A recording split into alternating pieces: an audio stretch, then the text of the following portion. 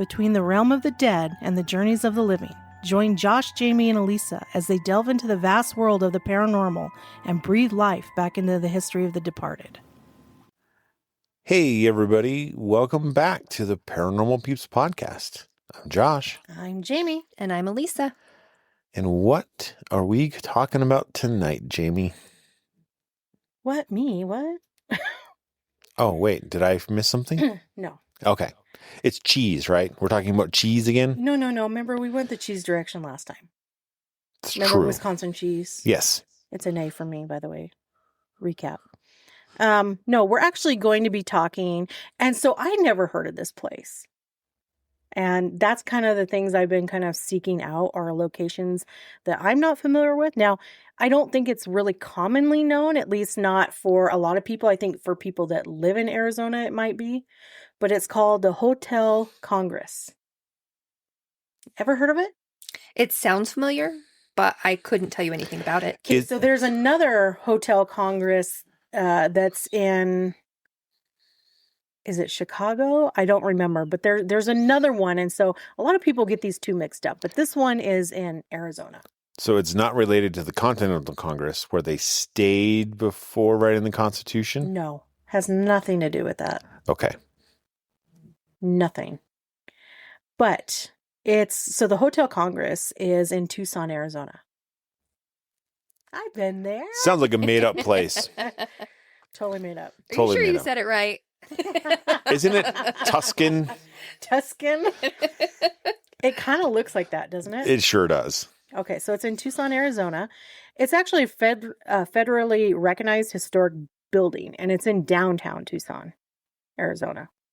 So it's well known there, I'm sure. Oh, I'm sure it's probably like, Tombstone, Arizona. Like everybody knows Tombstone, Arizona. Or right? Bisbee. So, yeah, or Bisbee, Arizona. A lot of people know it. But yeah, I'm sure a lot of people in Arizona are familiar with this. But it was originally built in 1918, and it was actually designed by the Los Angeles architectural firm, William and Alexander Curlett.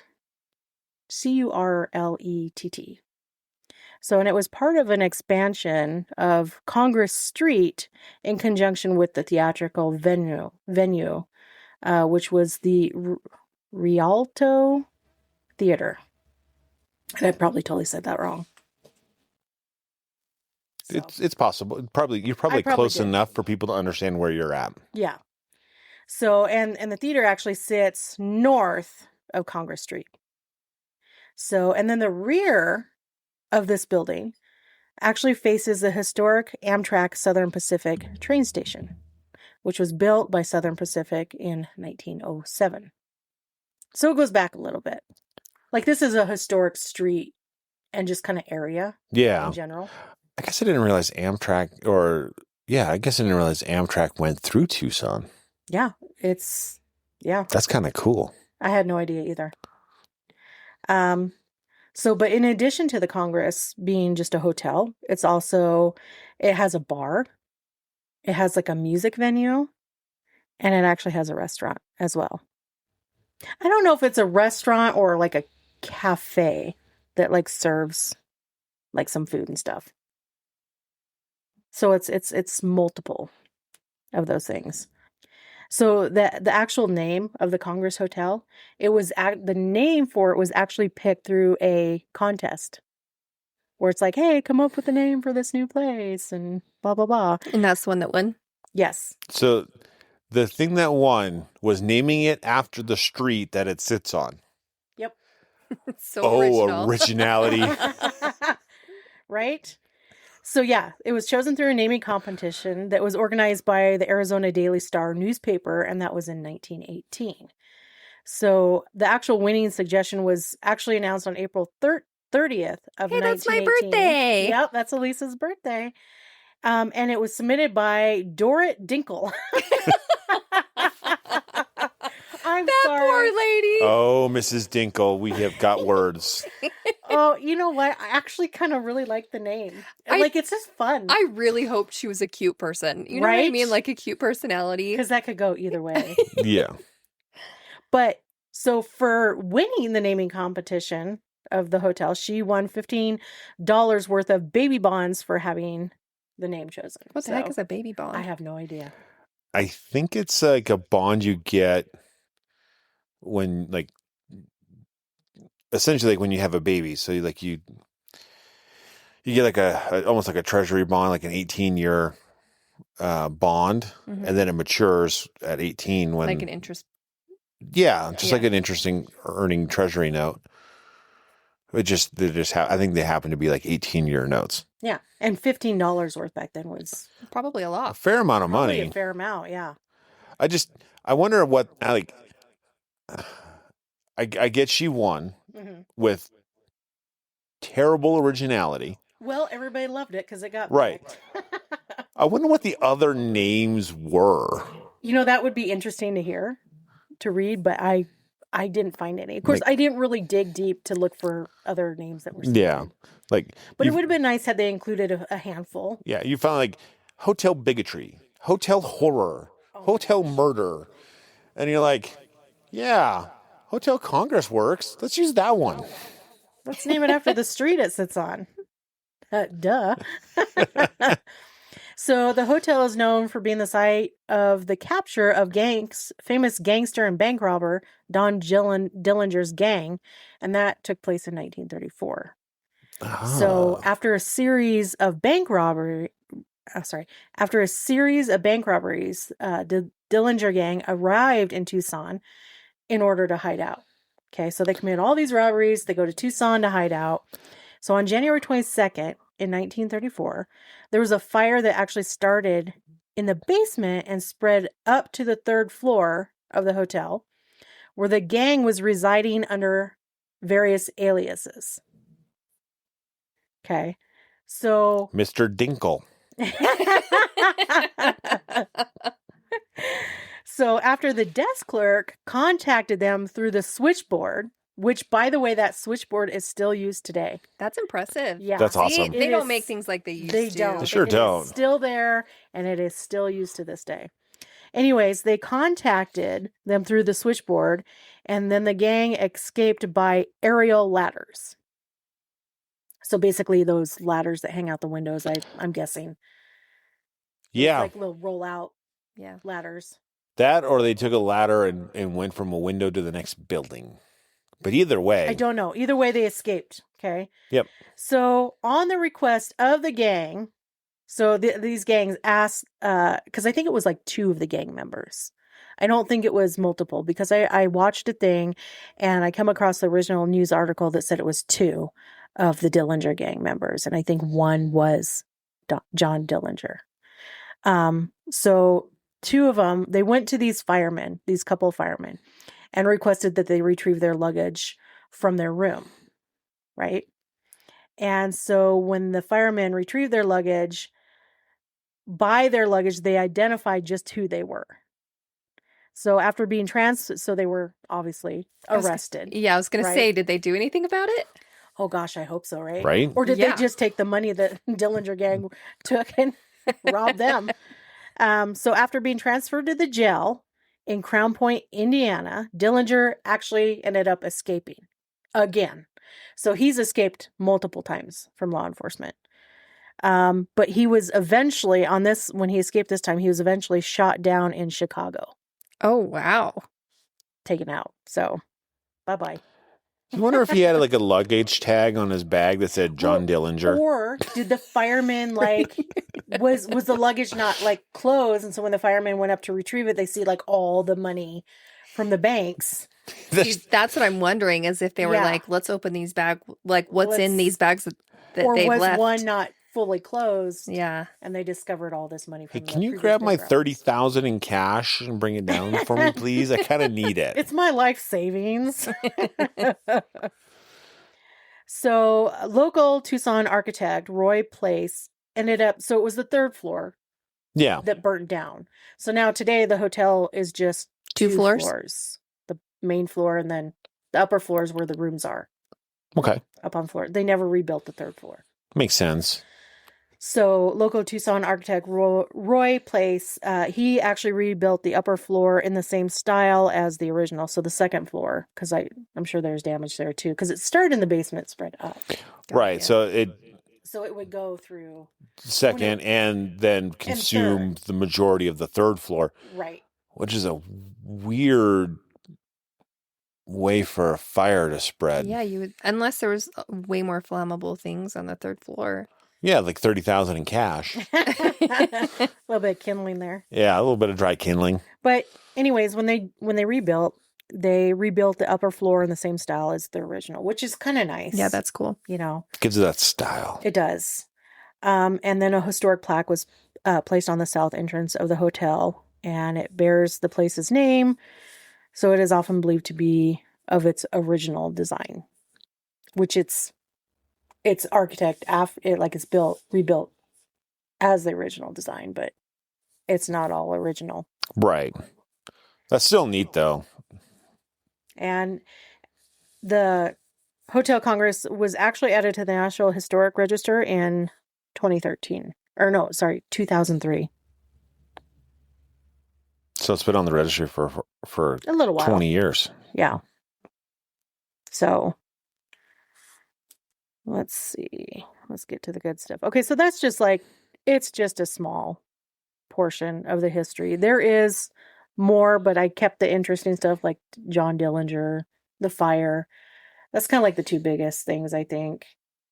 It's pretty big notoriety for the one. Is. I mean, interesting enough to think that a fire broke out in the basement of this hotel, which just so happened to coincide with an infamous gangster hiding out in after the hotel, series of bank robberies, leading to his capture.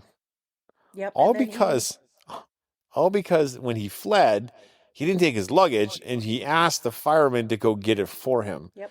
So, does he get like the dumbest criminal award for this? World's stupidest criminals? Yeah. I don't know. I know, right? I don't know. See, if I was the criminal, I'd like pay some kid or whatever, be like, hey, ask them to go get this for me. Yeah, not somebody with integrity. Right? So, but because of the link of I can't even talk. Don Juan Dillinger. Because of this link with Dillinger, they actually every year have Dillinger days down there. Stop. Oh, God, that's so awesome. So it looks kind of neat. I was watching a thing on it. It does look like it would be kind of Are they all 30s gangster dressed up? Pretty much, yes. Okay. Oh my gosh, that's so fun. It looks like it could be fun. So, and there are reports of paranormal activity. And it may be linked to, it's probably, I would say, linked to the fire because I do believe people died. It doesn't really say, but a lot of times people kind of get this mixed up with Congress Plaza Hotel that's in Chicago. Right. Yeah. So you got to be careful when you look this one up. Make sure it's the Congress Hotel in Tucson, Arizona. Right. So if someone's reporting some activity, they might accidentally be reporting it to the wrong location because it's got a similar name somewhere else. Right. So there have been tragedies there beyond the fire. So there's a woman in a white dress. Of course. We always got a woman in white, but she's in room 242. So she was a young woman and she was on an extended stay at the Hotel Congress. She was going through a rough time in her life. It doesn't really, there's some articles that kind of tell you a little bit more, but we're just going to keep it pretty basic. Pretty simple. So she was having a hard time in life and she was really troubled. And the hotel staff notes that she was talking a lot about wanting to make the voices stop. Oh, okay. So she's a little schizo, maybe? Maybe. Yeah. I think she had a lot of trauma. There was some sort of a love thing and rejection thing, and I think that's kind of where it started. So the staff and other guests, obviously the more they would talk to her and hear, I want the voices to stop, they got really concerned, and they eventually ended up calling authorities to basically do like a wellness check on her up in 242. And sadly, the woman actually ended up taking her own life. Did it say how? No, I saw stuff where she shot herself Mm. on the bed in there. So, but I don't know. Like, I didn't dig super deep. I'm sure if you, I mean, I don't know. There could have been an article about it somewhere. If you dug far enough or knew where to look, maybe you could find a cause. Yeah, there'd be a police report somewhere. Yep. Something like that in Tucson's not a huge town, and it was probably a tiny town Back then. back then. So I'm sure it made the news. I'm sure it did. You know, especially like after the fire and everything, you know, and then Right. suicide in a room. But I mean, she was hearing voices. She wanted the voices to stop, and she ended up taking her own life. My guess is to get the voices to stop. Yep. Because that would stop them. Yep. Well, we don't know. That's true. Right. Theoretically, it would stop them. Right. But it's rumored that her spirit has never actually left room 242. So it says that she shot herself during a standoff. Yeah, see. Oh, with the police. So they would have came, went to check on her. Probably wanted to pull her out of there, get her some help. And she's like, if you're hearing voices. Right. Right. She's like, hell no, I won't go. Hell no, we won't go. Oh, yeah, maybe. Poor thing. Ugh. So a lot of guests have reported like a very big heaviness in the room, which would make sense, right? Sadness, dismay, yeah.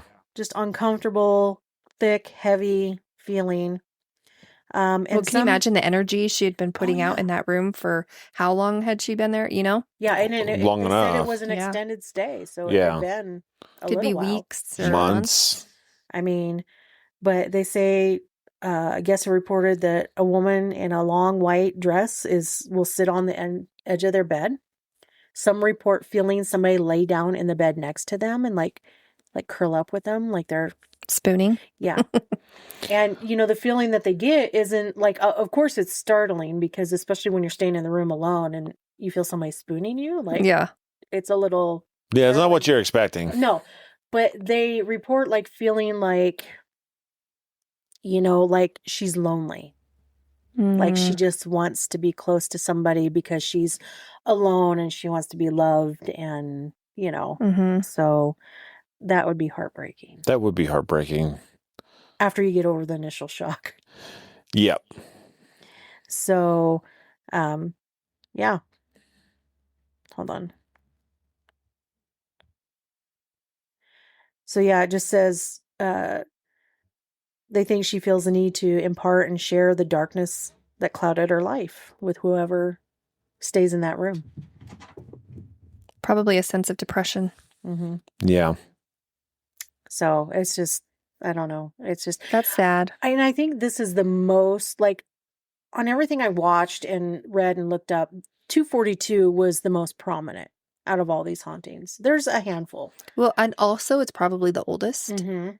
And where if you have that much depression and you're putting out that much energy for as long as she was in that, however long she was in that room, obviously longer than a normal stay, then it's probably a little more prominent. Yeah. And also I was thinking, like, I wonder if the reason why people always see women in white is because most of the time their pajama clothing were white dresses. Exactly. That they would go to bed in. And what always happens at night, things get worse. Yeah. Emotionally, mentally, physically. It picks up. Yeah. Like, I feel like when I get sick, it's always worse at night. It is. Than during the day. Yes. You know, whenever I'm depressed, it is worse at night than it is during the day.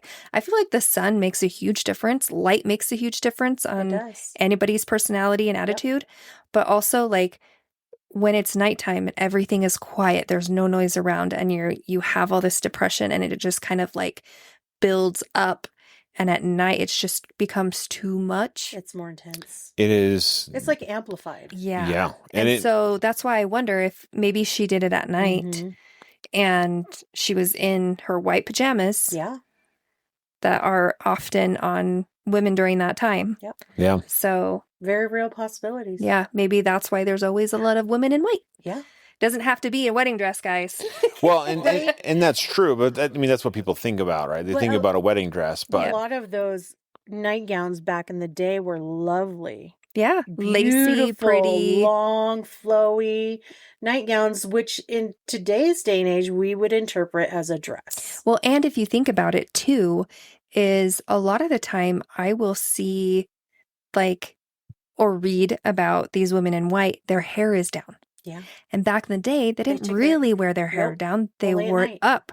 So at night, they take their hair out and it's down and long. So, something to think about. Yeah, makes total sense to me. Yep. So then we go to room 220. So it has 2 doubles in there, sleeps 4, 2 to a bed. So it's reported that a World War II veteran that arrived at the Hotel Congress in 1965, and he never left. So he was very disciplined, okay? He had his routine, and he followed the same routine day after day. He would wake up, he would get dressed, he would go downstairs, he would then get a cup of coffee and a small plate, a butter knife, and a bagel. And he would then return upstairs to his room to eat. And when he would finish, like a lot of people still do, they leave their plates and dishes outside the door. Very common. Yeah. So he would leave the dirty cup and the plate outside and the butter knife for the cleaning service. I wish I could do that. But you can, but you just got to go pick it up when you're done. Well, so he would leave. So here's the thing. He would leave the dirty coffee cup, the dirty bagel plate, but he would never leave the butter knife out. Oh. For the service to pick up, which is, I don't know why. That's interesting. I don't know why, but he wouldn't. So what's a self-styled mean? What is self-styled mean? Okay. Spell it. Self what? Self-styled. Self-styled what? Handyman. So I'm guessing what they're meaning, because he'd leave his stuff out for the cleaning service, but he never returned the butter knives. And the self-styled handyman would often not only use these knives with his breakfast. Okay, so they're calling him a handyman. He's a soldier, but they're calling him a self-styled handyman. Okay, a self-styled handyman is someone who has given themselves the title of handyman without the formal certification, licensing, or official qualifications. Okay. All right. There's actually a qualification to be a handyman? It says that the term is often used with negative connotation. Oh, gotcha. Okay. Okay. So yeah, they said he would often not only use these knives with his breakfast, but he would also use them to fix various things around the hotel that he saw needed fixing. Okay, so probably now it use it as like a screwdriver kind of thing. I've done that. Okay. Oh, I've done that. I've totally done that with a butter knife. Okay, so I get the self-styled now because here he is. He's walking around the hotel with a butter knife in hand, going, this screw's loose. This is a little loose. Let me fix that. He's a little bored. He might be, fills his days because he has his routine. But beyond after he does his routine in the mornings, what's left? Well, right? maybe that was part of his routine where he walked around the hotel looked for things to kind of tighten up and fix. And if this is the 60s, 1965, World War II ended in the 40s, which means he's about. So he's an older veteran. He's 40 some. It's at least 40 years old. Yeah, at least 40 plus. So yeah.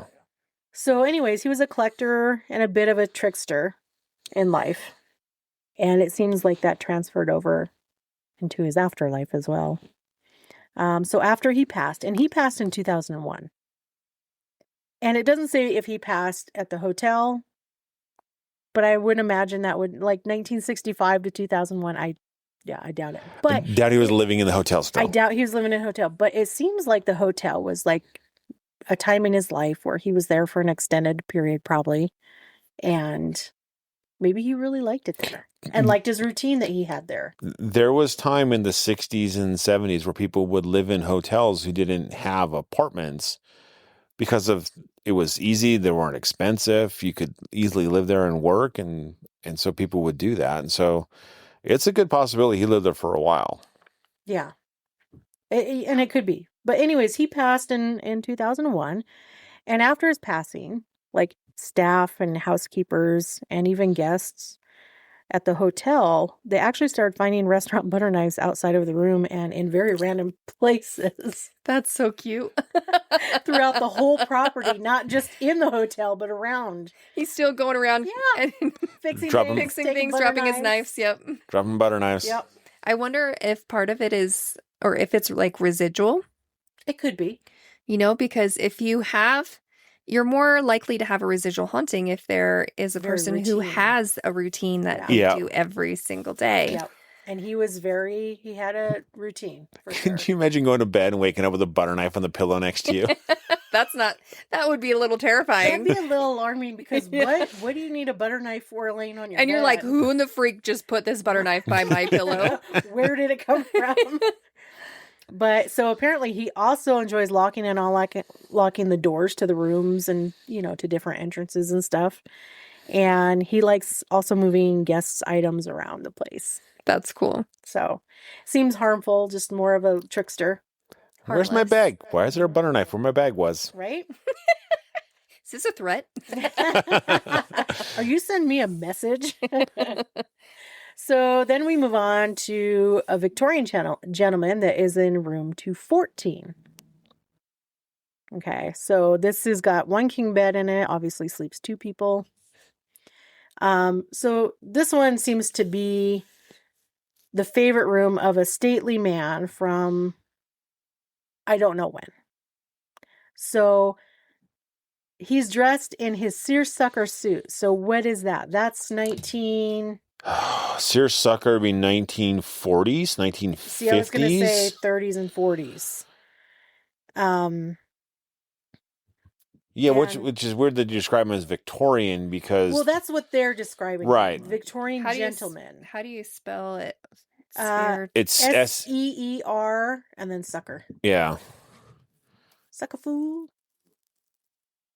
Seersucker. I think it's 30s to 60s. Oh, that's pretty broad. I want to narrow it down just a little bit more. Okay, let's see. Seersucker suit.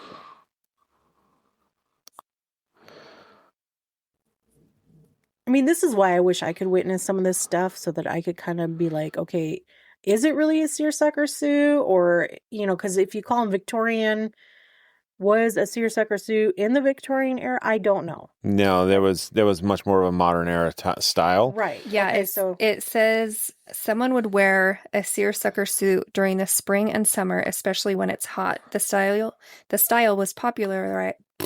We're all winning.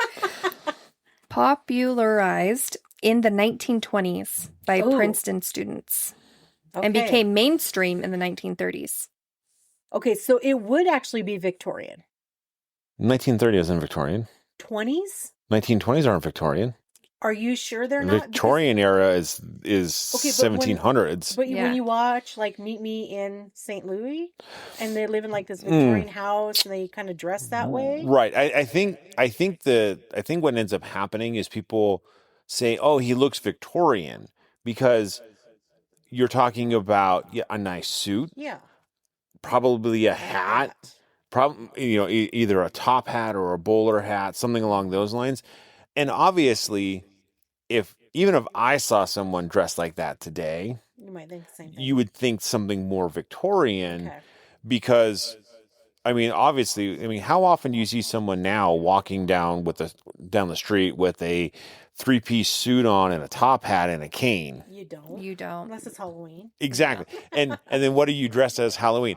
Oh, I'm a Victorian vampire or Victorian, something. I'm Victorian steampunk. Yeah, exactly. Yeah. Yep. Anyway, so he, hold on. So anyways, he's, reported to roam the halls of the hotel, which there's not many halls. You got first floor and second floor. And that's and the rooms are all up on the second floor. Because in the main floor is like the lobby, the music venue that was added, like I think in the 80s, and then like the little cafe and the bar, which they called, I think, Tiger's Bar.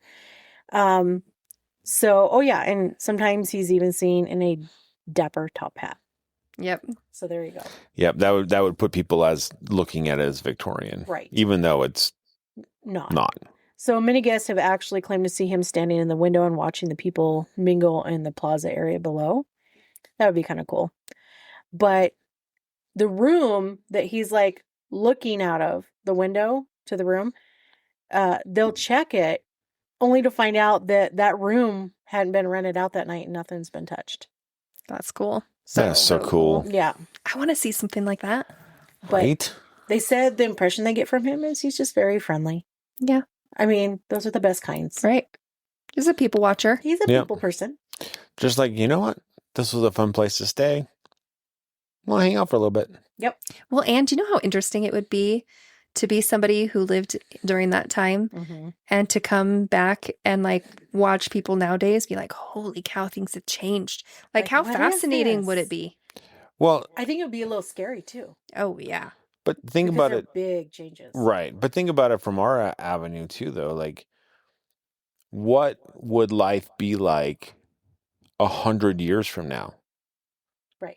Because that's what I mean, in the literal sense, that's what we're looking at now. Someone who would have died or been around in the 1930s, that's 100 years ago. Yep. Yeah. You got horses upstairs. All right. Like a whole herd. Okay, so our next haunting is in room 212. And this has one king bed and sleeps 2 people. And they actually call this one the locksmith apprentice. Ooh. So if you rent out this room, it's reported that it pretty much starts out like you would think, right? Like any night. You get ready for bed, you crawl into bed. But as the evening kind of wears on, people report experiencing some supernatural mischief.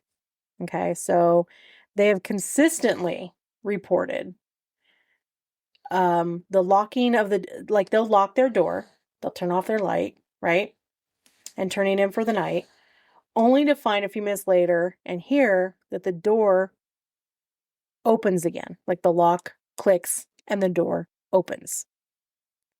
So it's like what they describe it as is it sounds like someone's picking the lock. Like someone's physically out there with tools picking the lock. Oh my gosh, that'd be so scary. And then you hear it click and then you hear the door That open. would be terrifying. If you're staying in a hotel room, yes, that's like worst case scenario. That's a nightmare. Yeah, that's nightmare fuel right there. That is a nightmare.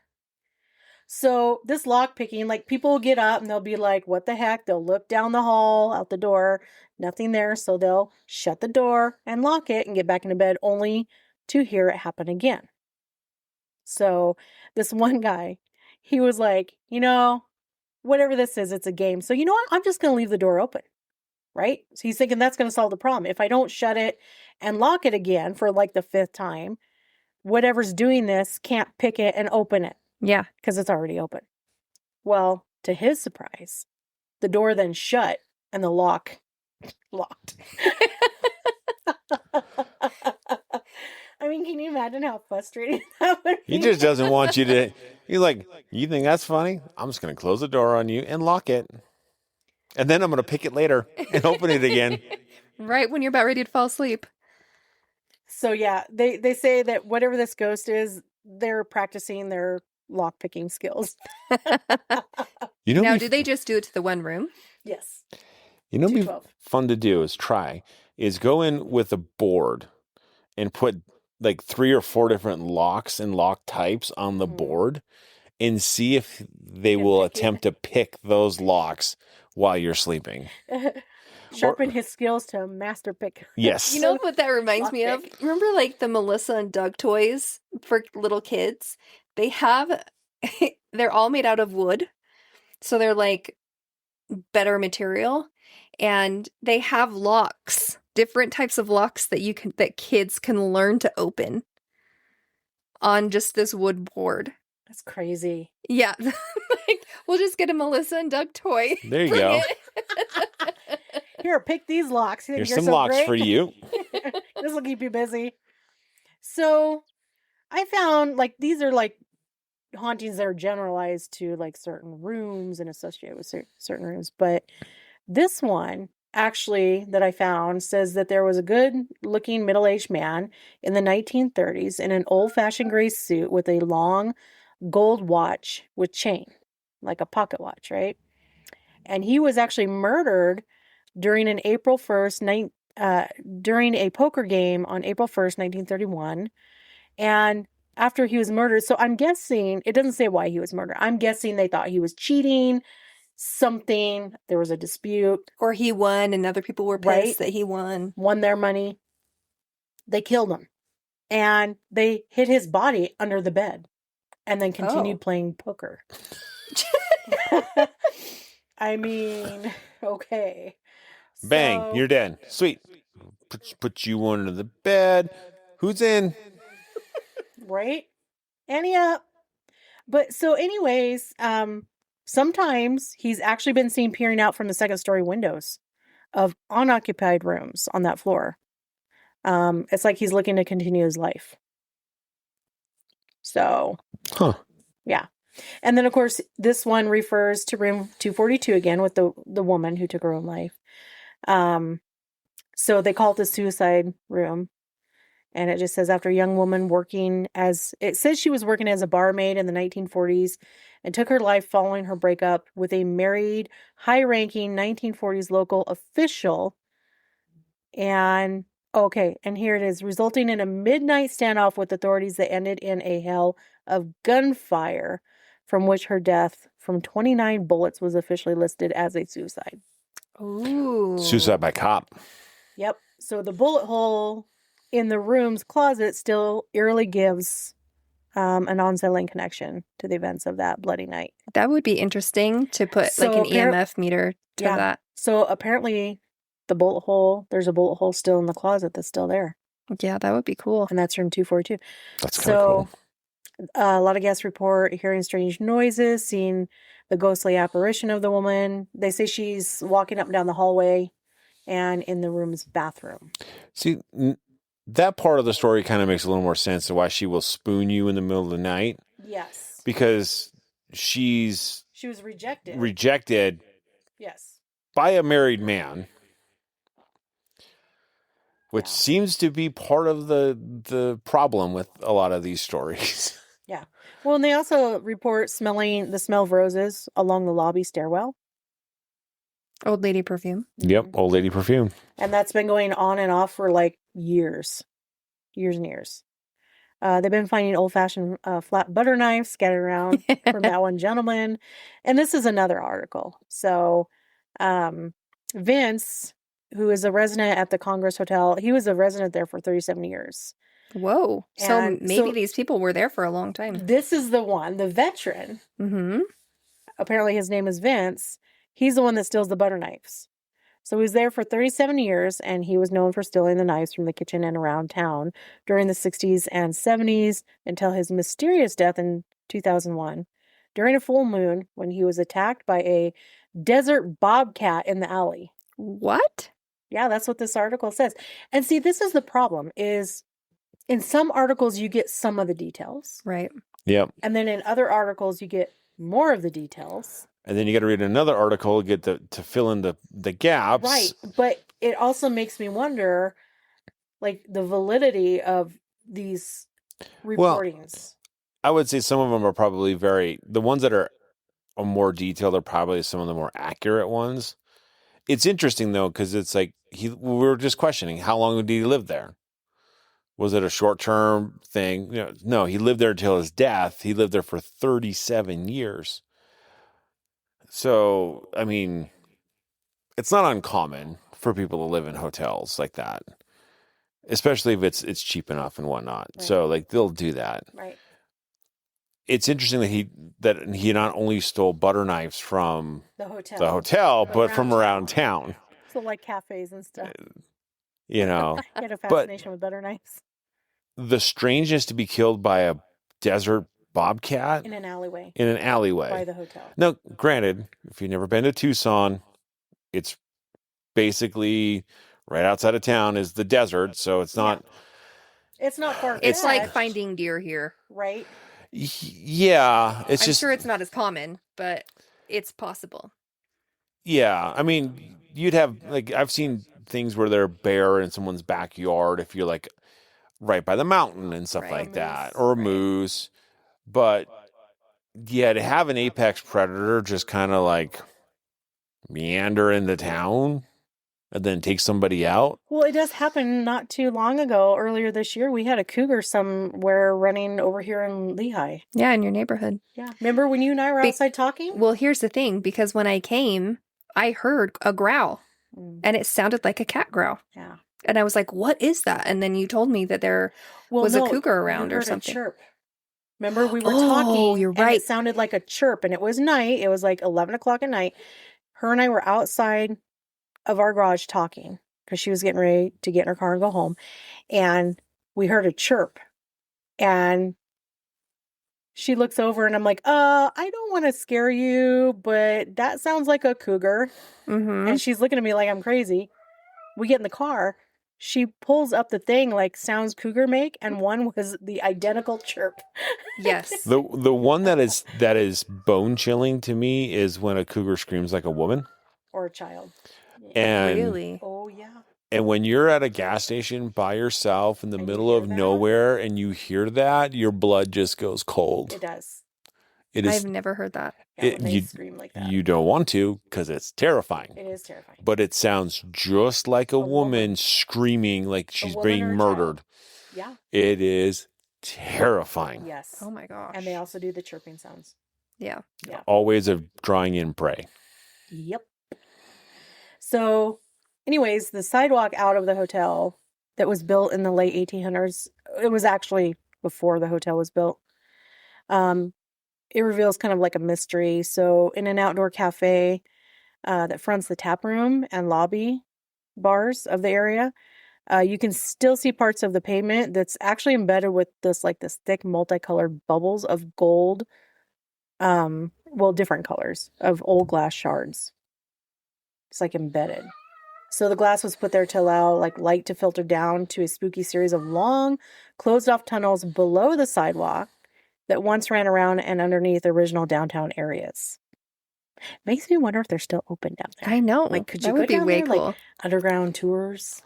That sounds a lot of Gosh, that sounds like it'd be part of the 1930s. So the tunnels actually were originally used in the 1800s for many of the Chinese workers to get to and from their job sites and around downtown Tucson areas. When it was back in time when the United States had the anti-Chinese laws and numerous illegal discrimination practices. Yeah, I do remember hearing about that. So, and there's also another. I mean, it's interesting because I wouldn't think Western Arizona as a place you would find Chinese labor. Yeah, it was more the Eastern. Well, actually, no. It's usually so the Chinese built the railroads coming from California. Yeah. Oh, yes. But if you draw the correlation, the fact that there's another railroad, Southern Pacific Railroad, was down there, then it's more than likely that they came from the railroad. Yeah, which makes sense. And then they were digging their tunnels and stuff. And of course, so it was a way to get the Chinese, to and from job sites without being seen up on the streets and all the things, right? And that way they couldn't socialize with other people. And but of course, being tunnels and being secretive, they were also abused for more sinister purposes. They always are. They always are, right? So saloon owners, gamblers, thieves, Tucson Vigilante Committee, and nefarious others would use the tunnels, at will after dark. Those out at night sometimes disappeared down into the underground tunnels and were never actually seen again. So Shanghaied, right? But I think they were also murdered too. I'm sure. Drugged down there, robbed, and probably murdered, right? And disposed of wherever. It said that the restless spirits that were never able to fulfill their full lives still prowl down in those tunnels. So it sounds like some of the tunnels might be available. Well, and it sounds like a lot of negative energy. Lots. So, and going back to Dillinger, okay, there's another thing that says, when the luggage was later recovered and one bag accidentally opened up, quotes, accidentally, it found that it contained 3 Thompson 45 caliber submachine guns. Oh my goodness. 2 30-30 Winchester rifles, 5 military bulletproof vests, 4 hand grenades. Holy crap. 3 bottles of dark Cuban rum, a glass eyeball. Oh my gosh, this sounds like a great correlation. A skeleton's hand. What? So, a hand. What? A skeleton's hand. And $38,000 in cash, along with $7,500 in gold coins from the United States Mint. What the heck? So Dillinger and how big was this bag? It must have been like, remember how they used to have like those old steamer trunks for their luggage? Like it would have to be something. It's like a body bag. It'd have to be more like a body bag, because it was huge. Now, some Thompson submachine guns aren't super huge. They're about the length of my forearm. Okay. So there's 3 of those. But a Winchester rifle is the length of my arm. Yeah. And so, like, you have that. Like, so you got 3 of those. You have body armor in there. Grenades. Hand, a glass eyeball. You gotta have the rum. Right, the rum. And $38,000 in cash, and plus more gold coins. Yep. Like, this thing had to have been a massive bag. Oh, yeah, so heavy. So, like, hey, guy, he's like dragging this thing on the ground that's like the size of his car. What you got in the bag? Nothing. It's real light. Just give me a minute. Can I have one of those luggage carriers? Bellman. I was gonna say, what about the bellboy? I need 6 Bellman, please. No reason. So, but most of that money, along with the gold coins, actually disappeared and has never actually been found. Wow. Okay, I want to know whose skeleton hand that was. I don't know. Right. Maybe it was his, like, partner in crime, and he's like, screw you, I'm taking it all. Right? Or... Does it belong to the guy with the eye? Probably. Or it was somebody he was part of his gang, but he caught stealing from him. Could be. And so chopped off his hand for stealing. Could be. So yeah. And then, like, they have, like, so some of the names of his gang was Russell Clark, known as Killer. Charles Mackley, known as the Knife. Harry Pierpoint, known as Gunner. And the ringleader, John Dillinger, also known as Dapper. So they were all arrested by the Tucson police officers, and what was short-lived end of their freedom, and soon to be repeated nationwide manhunts for them all over again. So the men were all transferred to another state to stand trial for their many murders and escapes from prison, and then went right back to the road to commit more crimes. So I'm guessing this is before the Hotel Congress. Right. Because they kept escaping. So here's an interesting thing. John Dillinger's nickname was Dapper. Yes. He died in the 30s. Yes. Dapper Dan. Could he be the dapper guy? Seersucker suit, top hat, maybe. Very dapper. Maybe. And they just don't realize that they're seeing Dillinger, because if you showed me a picture of Dillinger right now and a list of people, I wouldn't be able to pick him out. Yeah, I wouldn't be able to pick him out. Mm-mm. That's his actual wanted poster back then.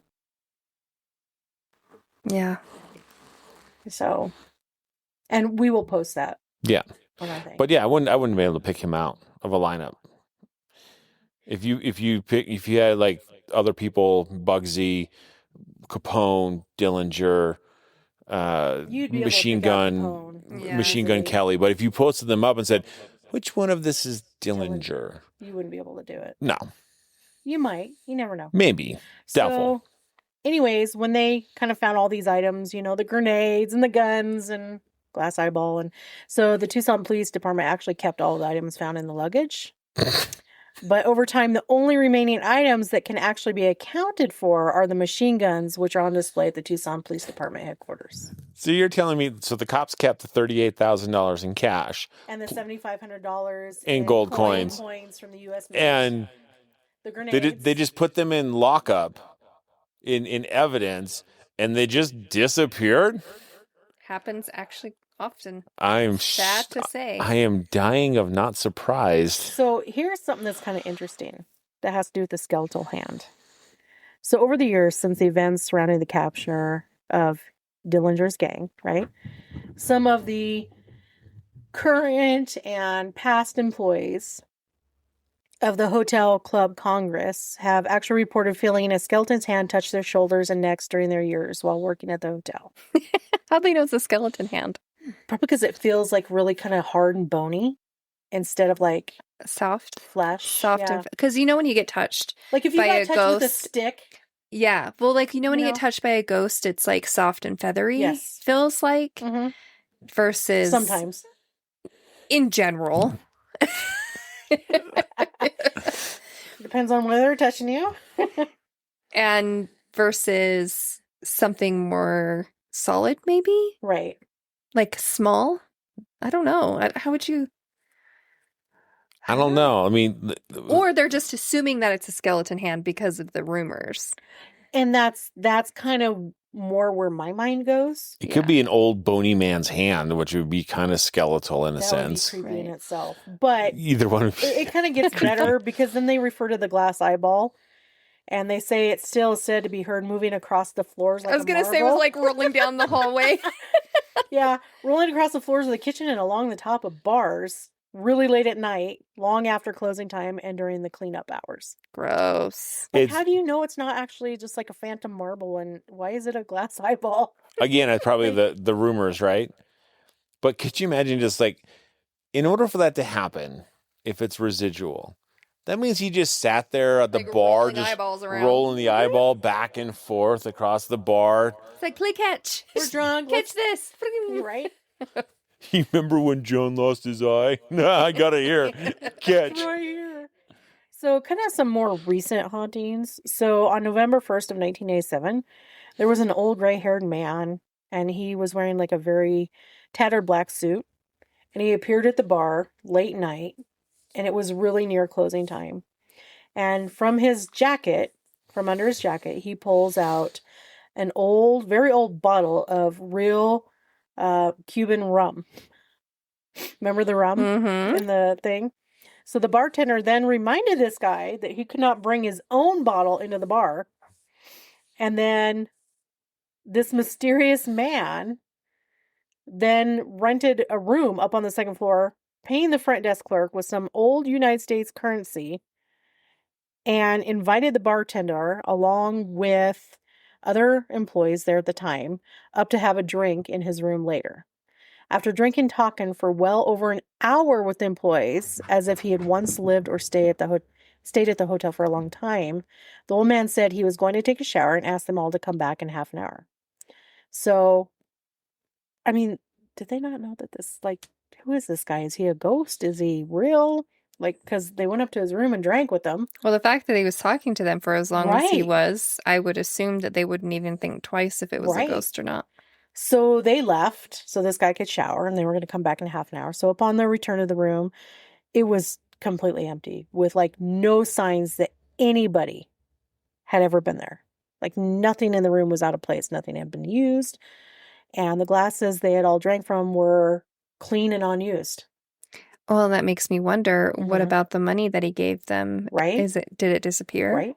The trash can was empty, and a quick check with the desk clerk downstairs revealed that no one had left the hotel to his knowledge.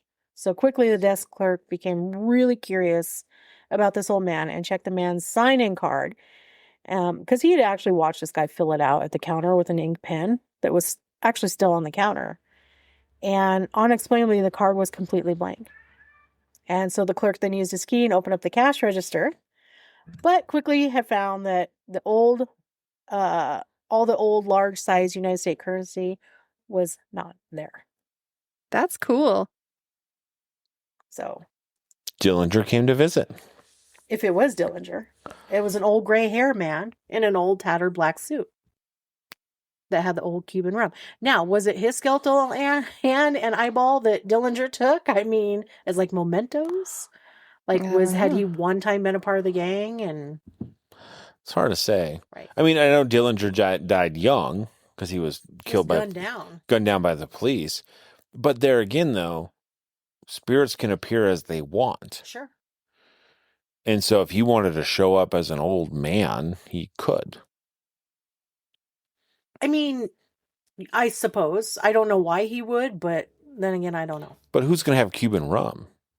Well, like, yeah. I mean, I would have traded the guy. But of course, he invited everybody up to drink in his room, which is highly against hotel regulations these days. Did. And this was in 1997. Yeah. It's not like it was back in the day when... Maybe they were all looking for a good time. Maybe. It was a slow night.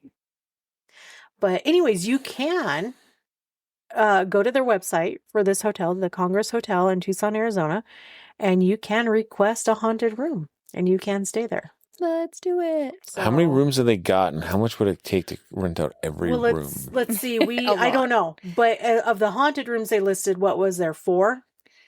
There was 4. Yeah, and they had...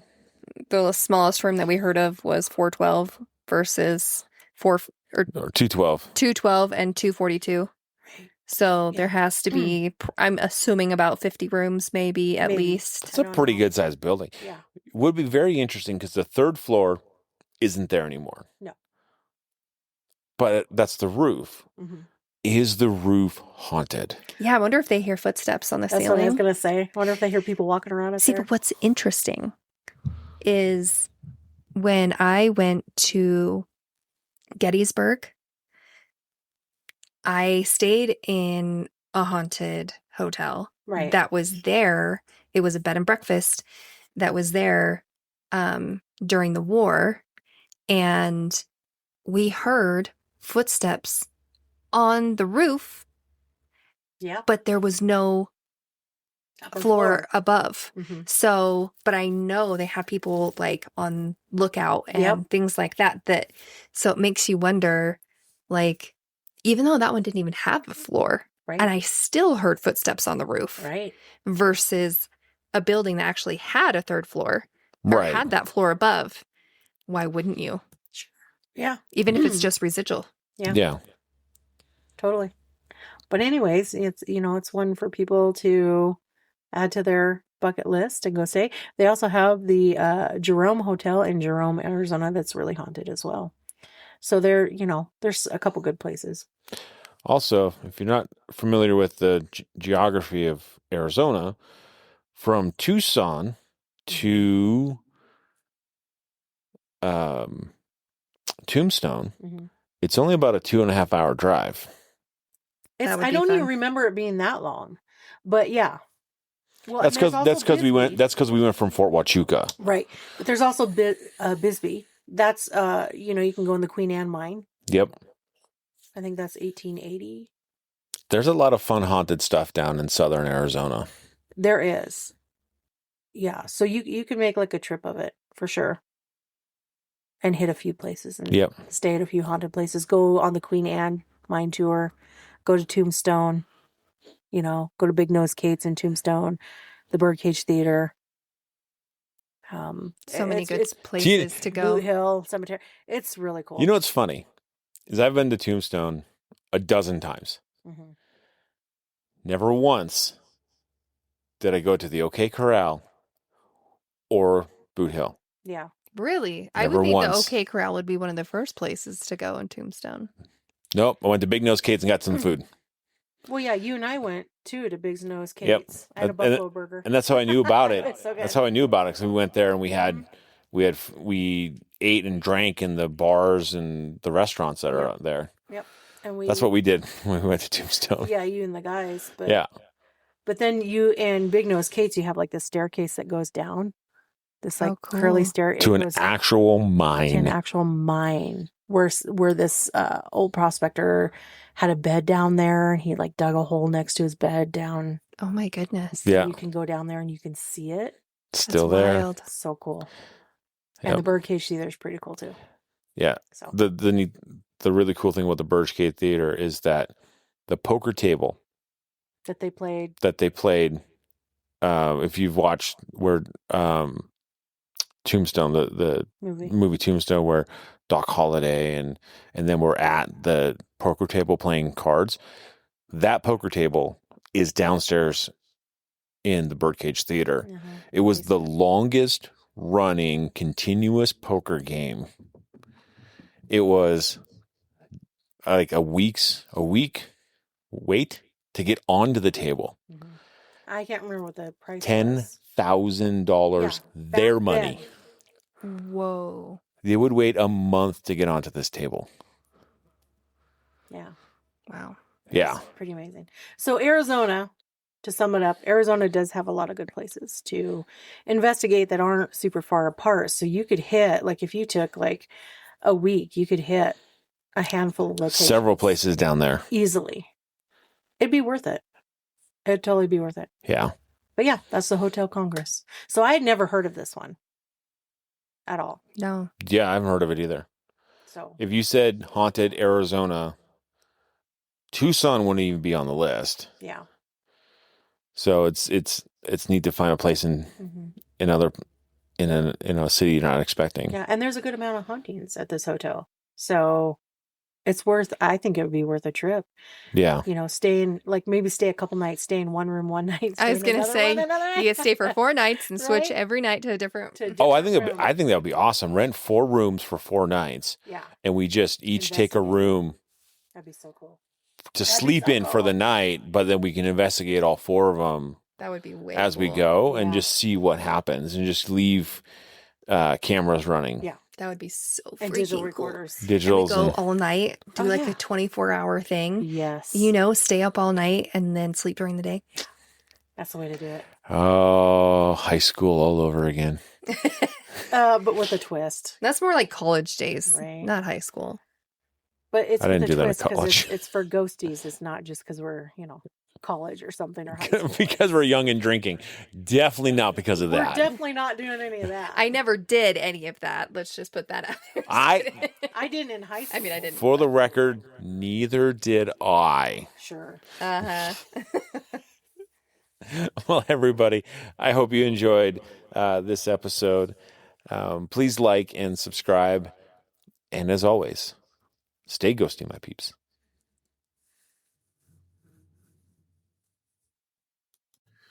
Thank you for listening to the Paranormal Peeps podcast. You can find us on social media at Twitter at CPR Paranormal, on Facebook at Paranormal Peeps Podcast and Cold Spot Paranormal Research. And you can find us on Instagram at coldspot_paranormal_research.